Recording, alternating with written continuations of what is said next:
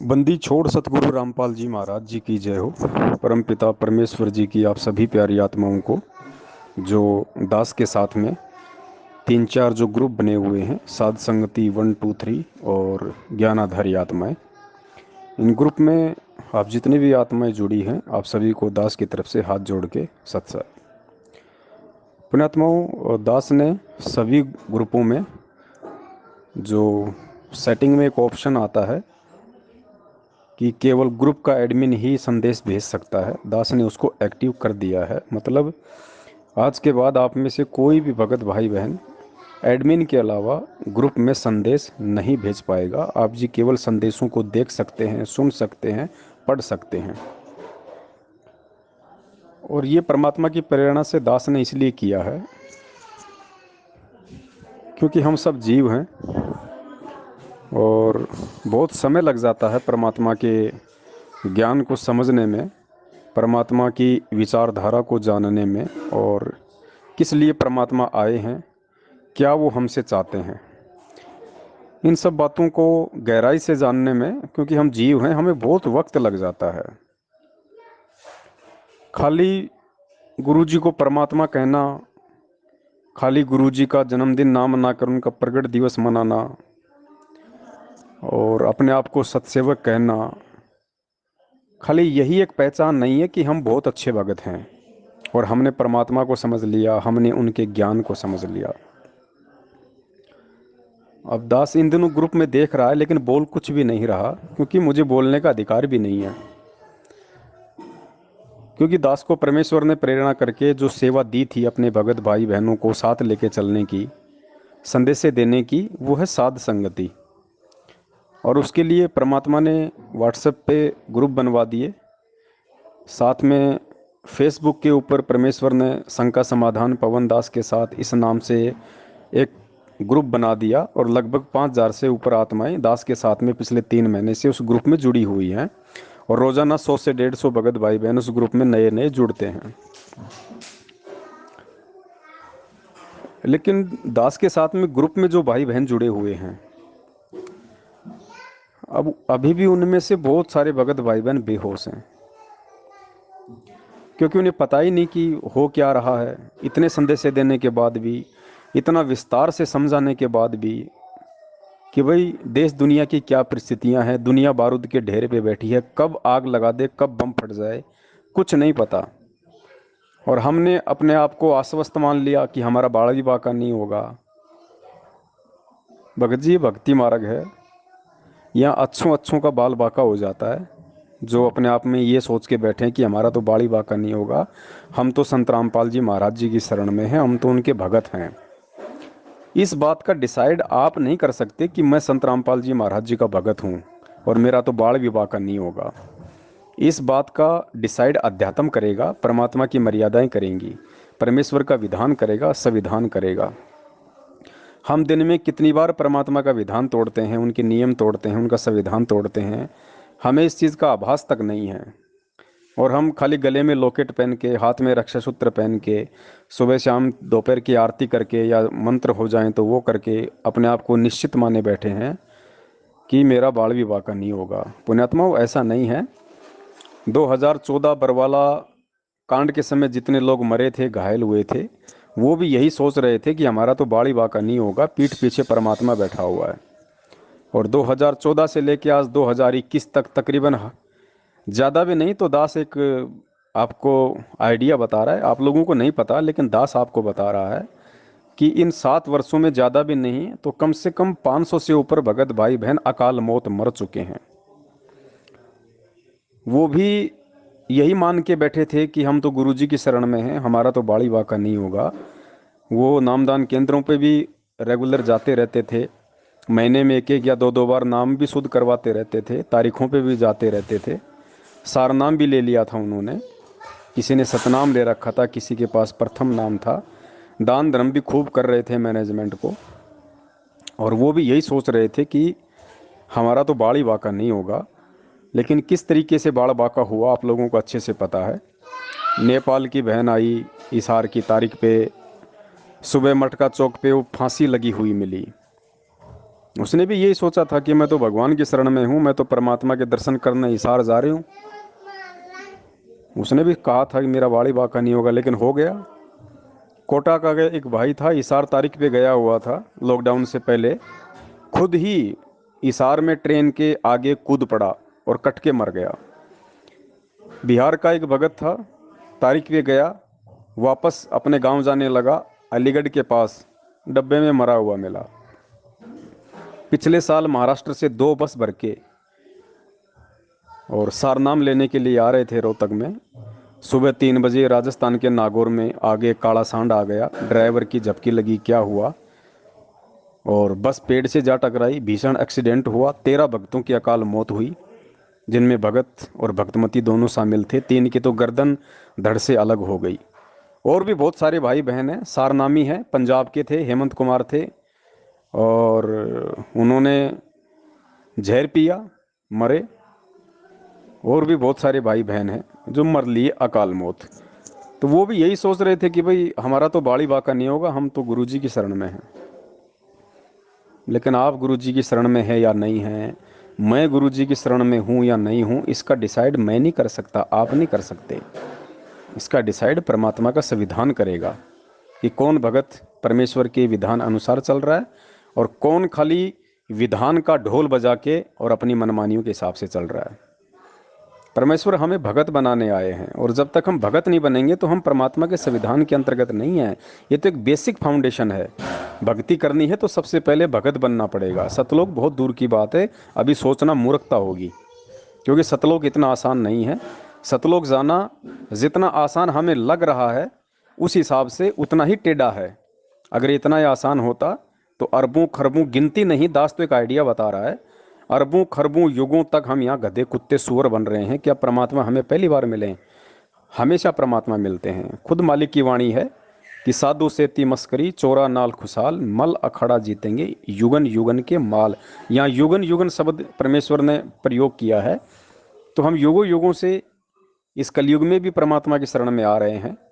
हम अपने आप में ज्ञानी भी बनते हैं, बहुत बड़े चतुर भी बनते हैं, और हम सोचते हैं कि अब की बार तो बेड़ा पार हो ही जाएगा, लेकिन रह जाते हैं, क्योंकि हम भगत नहीं बनते, हम चतुर पहले बनते हैं।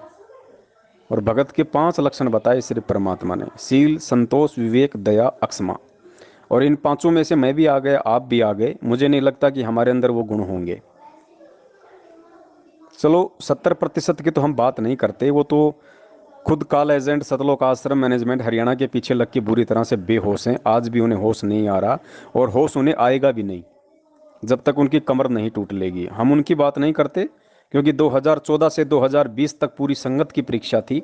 वो 70% लोग फेल हो चुके हैं, जिनको पिछले 6 साल से समझाते समझाते हमारे कान बहरे हो गए, हमारी आंखों से धुंधलापन छा गया, हमारी उंगलियां घिस चुकी हैं इस मोबाइल पे चलाते चलाते, वीडियो बनाते बनाते।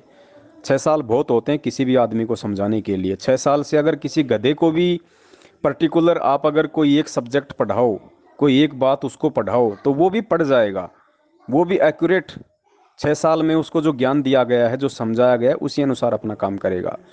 लेकिन परमेश्वर से तत्व ज्ञान लेकर भी 6 साल से भगत लोग नहीं समझ पाए, सही गलत का निर्णय नहीं कर पाए। वो 70% लोग उस गधे से भी गए गुजरे हैं, जो आज भी सतलोक आश्रम मैनेजमेंट हरियाणा के पीछे चल रहे हैं। नामदान केंद्रों पे जाते हैं, उनको दान धर्म ज्योति पाठ का पैसा देते हैं, लॉकडाउन खत्म होते फिर से तारीखों पे जाने की सोच बैठे हैं। उनकी तो हम बात ही नहीं करते। अब 2021 से 2024 का जो पीरियड है, ये पीरियड उन 30% भक्तों की परीक्षा का है, जो अपने आप को सतसेवक कहते हैं, जिन्होंने ज्ञान आधार से काफ़ी कुछ हद तक अपने आप को सतलोक आश्रम मैनेजमेंट हरियाणा और उनके पीछे लगे हुए लोगों में थोड़ा बहुत डिफरेंस दिखाया है कि भाई हम थोड़ा बहुत गुरुजी के ज्ञान आधार से चल रहे हैं, और हम परमेश्वर को परमेश्वर मानते हैं। हम उनका जन्मदिन नहीं मनाएंगे, क्योंकि मालिक की वाणी के अनुसार सतगुरु का जन्मदिन नहीं मनाया जाता। सतगुरु खुद परमात्मा होता है कि ना सतगुरु जननी जने जाके माँ ना बाप, पिंड भ्रमण से रहित है ना वहाँ तीनों ताप। या तो हम गुरु जी को सतगुरु कहना छोड़ दें, और अगर सतगुरु नहीं कहना छोड़ सकते तो फिर हम उनका जन्मदिन नहीं मना सकते। परमात्मा प्रकट ही होते हैं, लीला वो कुछ भी कर सकते हैं, ये जीव स्तर के बाहर की बात है। तो काफ़ी कुछ 30% भक्तों ने मैनेजमेंट और उनके पीछे लगे हुए लोगों से डिफरेंशिएट किया, अपने आप को भिन्न दिखलाया, उनको हम सत्सेवक कहते हैं। लेकिन अब जो 30% सत्सेवक हैं, उनमें से भी कितने हैं जो 2024 तक सुरक्षित रह पाएंगे भक्ति मार्ग पे, अपना बचाव कर पाएंगे? क्योंकि खाली परमात्मा परमात्मा कहने से ही बात नहीं बनती है। हम दास तो हम सब अपने नाम के आगे लगाते हैं, भगत तो हम सब एक दूसरे को कहते हैं, लेकिन कभी सोचिए, क्या हम भगत हैं?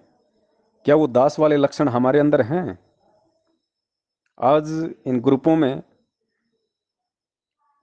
कोई भी अगर कोई किसी को कोई बात कह देता है या कोई कुछ लिख के भेज देता है, तो पहली बात तो अगर कोई भाई कुछ लिख के भेज रहा है तो उसके निजी विचार हैं।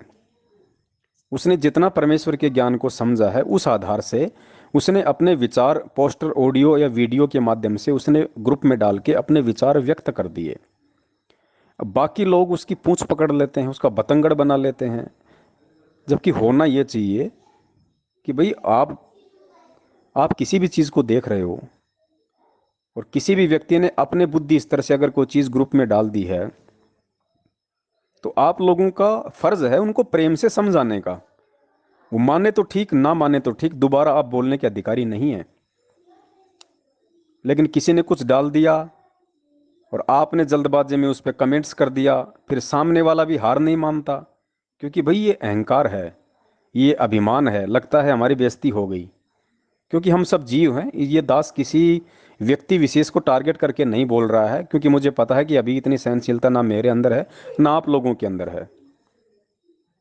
फिर उसको भी सहन नहीं होता, वो भी दो बातें बढ़ा चढ़ा के फिर बोलता है। फिर उसको सहन नहीं होता, फिर वो भी दो बातें बढ़ा चढ़ा के बोलेगा कि मैं इसके ऊपर हावी रहूं, मैं नीचे ना गिर जाऊं। तो भगत जी, ये तो एक दूसरे का समय बर्बाद करना, समाज बर्बाद करना, और एंड में मतलब कोई निकलना नहीं उन सब बातों का। तो बताइए हमारे अंदर वो संतोष कहाँ है, धैर्य कहाँ है? पहली बात तो आप कोई कुछ भी भेजे भाई, चाहे कोई ग्रुप में नंगा वीडियो भेज दे, नंगी फोटो भेज दे, आप क्यों टेंशन ले रहे हो? आप क्यों चिंतित हो रहे हो? आप अपने आप को संभाल के रखो भाई। उसने भेज दिया, उसको जितना ज्ञान था, परमेश्वर कहते हैं जिसकी जितनी बुद्धि उतना दे बताए, उसका बुरा मत मानियो, वो अधिक कहाँ से लाए। जितना उसके पास में था, उसके भेजे में था, उसने अपने विचार व्यक्त कर दिए। अब अगर आप उसके विचारों से असहमत हैं, सहमत नहीं हैं, तो आपका फर्ज ये बनता है कि आप उसको प्रेम से समझाएं। आप उसके ऊपर गुस्सा करने के अधिकारी नहीं हैं, क्योंकि आप उसके बाप नहीं भाई। आप उनको प्रेम से समझा सकते हैं कि भगत जी आपने जो किया ये परमेश्वर के ज्ञान आधार से ठीक नहीं है, बाकी आपकी मर्जी, बस इतना कह के आप छोड़ दीजिए। उसके बाद ही वो क्या जवाब देता है, क्या जवाब नहीं देता है, उसके बाद भी अगर आप रिएक्ट करते हो तो ये कहीं ना कहीं सामने वाले का अहंकार है। और हमें बुरा मानना ही नहीं चाहिए भाई। ये ग्रुप में ठीक है, कोई जो मर्जी डाले, हमें क्या लेना देना उससे। अगर आप ग्रुप एडमिन हैं तो आपको अच्छा नहीं लगता तो आप उसको रिमूव कर दीजिए। आप ग्रुप एडमिन नहीं हैं और आपको उसकी बातें अच्छी नहीं लगती, आप उसकी बातों से सहमत नहीं हैं, तो आप उसको संदेशा दे सकते हैं, संदेशा, ओनली संदेशा। उसके साथ में जिरह नहीं कर सकते, बहस नहीं कर सकते आप। जो परमेश्वर के ज्ञान से नहीं समझा, 27 साल की मेहनत से नहीं समझा, वो 2 मिनट आपके गुस्सा करने से समझ जाएगा आपने कैसे सोच लिया ये। भाई दास क्यों नहीं बोलता इन ग्रुपों में? दास सबके विचार देखता है, सबकी बातें सुनता है। क्यों नहीं बोलता दास? क्योंकि अच्छे से पता है दास को कि जीव को सहन नहीं होता। आदमी तुरंत अपनी बेइज्जती मान जाता है। ठीक है, सामने नहीं बोलेगा लेकिन अंदर से वो वैर पाल लेता है, ईर्ष्या भाव पाल लेता है अपने अंदर। तो भाई मैं दोषी क्यों बनूं किसी को बोल के? भाड़ में जाए सामने वाला। परमेश्वर कहते हैं कबीरा तेरी झोपड़ी गलकटियन के पास, जो करेगा सो भरेगा, तू क्यों भया उदास। कोई ग्रुप में जहर खा रहा तो वो मरेगा ना, मुझे क्या ऑब्जेक्शन है? दास तो ये कह सकता भैया जहर है, जरा ध्यान से, बस। उसके बाद वो कहे नहीं नहीं जहर नहीं, ये दूध है, तो मैं ये भी नहीं कहूँगा कि ठीक है भाई दूध है तो पी ले। मुझे फिर बोलने का अधिकार ही नहीं है। जिसने मेरे कमेंट्स के ऊपर विचार ही नहीं किया, तो फिर मैं बोलने का भी अधिकारी नहीं हूँ। तो इसलिए दास सभी भाई बहनों को ग्रुपों से म्यूट कर रहा है। आप केवल सुन सकते हैं, आप केवल देख सकते हैं, आप कुछ बोल नहीं सकते, आप कुछ भेज नहीं सकते, क्योंकि भेजने के लायक है नहीं अब।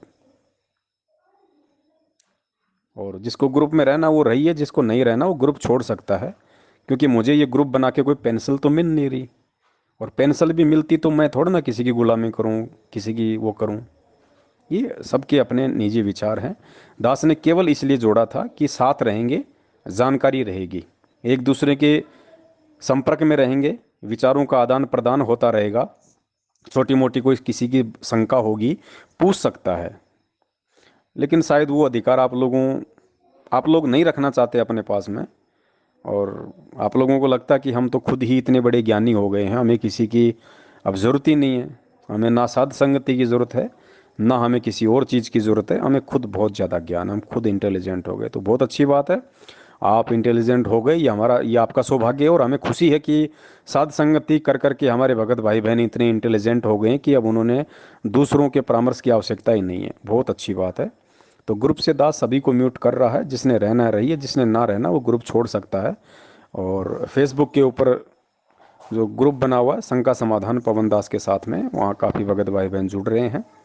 और दास को ना कोई देखो, अगर आप लोग अपने आप को बचा लोगे, अपनी भक्ति को बचा लोगे, तो मुझे कुछ नहीं देने वाले, ना मुझे कुछ मिलने वाला, और ना मेरा इसमें कोई स्वार्थ है। और अगर आप लोग फेल हो जाओगे, आप लोगों के पास कुछ नहीं रहेगा, तो इसमें भी मेरा कोई नुकसान नहीं है, और ना मुझे इसमें कोई दुख होगा। दास तो केवल जो प्रेरणा जो परमात्मा ने दास को की, उस आधार से केवल आप जी सभी भाई बहनों को साथ लेके चलने की कोशिश में था। और दास तो अपनी कोशिश करता रहेगा भाई, चाहे कोई समझे या ना समझे, ये मेरा विषय नहीं है। और ना ही ये कोई एग्रीमेंट है मेरा परमात्मा के साथ या किसी और के साथ में।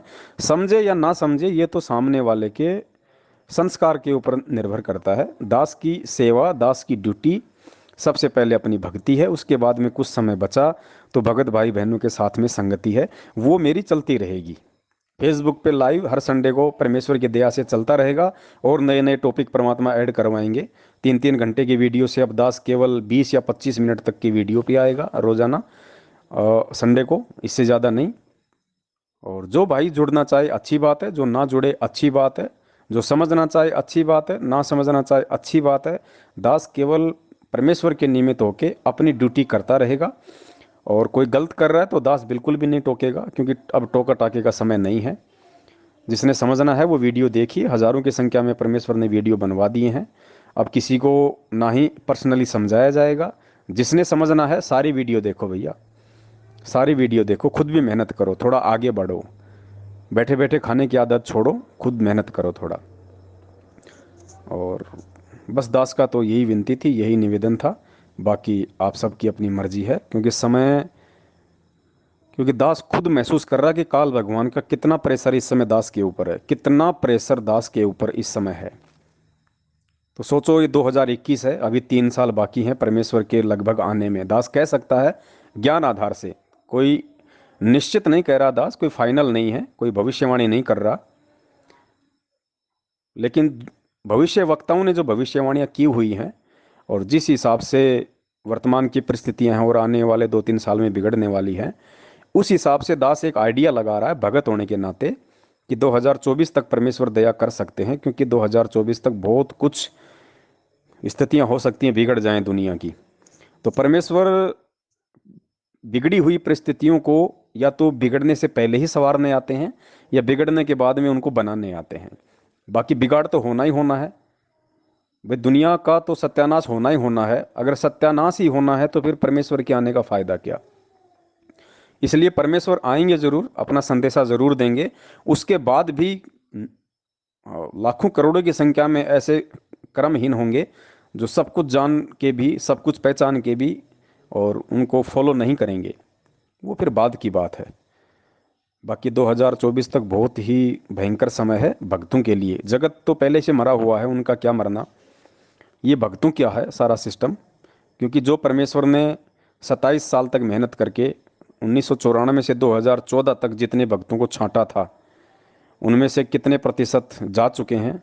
वो भले ही 3 टाइम की आरती का घंटा पीट रहे हैं, भले ही मंत्र कर रहे हैं, भले ही अपने आप को भगत कह रहे हैं, लेकिन वो भगत की श्रेणी से बाहर हो चुके हैं। जिस प्रकार काशी में परमात्मा ने 64 लाख की परीक्षा ली थी, हम सारे फेल हो गए थे।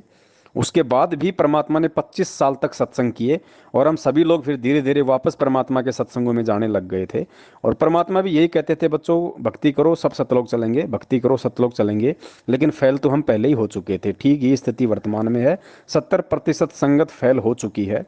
जो जो व्यक्ति ये ऑडियो सुने, जो जो व्यक्ति आज भी सतलोक आश्रम मैनेजमेंट हरियाणा से सवाल पूछने की हिम्मत नहीं कर पाता है, या उन्हीं के विचारों पे चलता है, उन्हीं पीले पर्चों के आधार पे चलता है, ऑडियो को सत्य मानता है, और दान धर्म ज्योति पाठ का पैसा उन लोगों को देता है, और इनके जितने भी आश्रम बने हुए वहाँ पे जाता है, और इनके कोऑर्डिनेटरों के संपर्क में है, तो समझ लीजिए वो 70% में है, और वो व्यक्ति फेल हो चुका है। वो भले ही अपने आप को भगत कहे, जब तक उसके संस्कार हैं, उसकी बैटरी है, तब तक वो अपने आप को सुरक्षित महसूस करे। लेकिन आगे उसकी भक्ति नहीं है जब तक परमेश्वर दोबारा से दया ना करें। बाकी 30% भाई अभी भयंकर दौर से गुजरना बाकी है। ये 30% ही की परीक्षा है 2021 से 2024। और जब परीक्षा होती है तो परीक्षा होती है छटनी करने के लिए। तो इस छटनी तो होगी, इसमें कोई दो राय नहीं है। 5-10% भी बच जाएं तो बहुत एक खुश नसीब होगी उन आत्माओं का। दास भी अपनी पुख्ता नहीं कह सकता, क्योंकि ये भक्ति मार्ग है। कोई अपने आप को यहाँ पे ये ना कहे कि भाई मैं तो बहुत बड़ा भगत हूँ, मैं तो बच जाऊँगा। यहाँ काल का लोक है, हम सब यहाँ पे अंडर ट्रीटमेंट हैं। जरा सी चूक हुई, काल का दाव लगा, और परमेश्वर फिर ज़बरदस्ती करेंगे नहीं, ये उनका विधान है। तो यहाँ अपने आप को कोई ये नहीं कह सकता कि हम अंत तक इस भक्ति मार्ग पे टिके रहेंगे, या हम परमेश्वर की शरण में बने रहेंगे। ये तो केवल परमात्मा से प्रार्थना कर करके, परमेश्वर के चरणों में मत्था टेक टेक के, गिड़गिड़ा के, केवल भक्ति दान ही मांग के हम सुरक्षित रह सकते हैं, अन्यथा और दूसरा कोई चारा नहीं है। बाकी आप सभी के अपने विचार हैं, जो जैसा करेगा वैसा समय आने पे अपना पाएगा। सत्साय जय हो बंदी छोड़ के।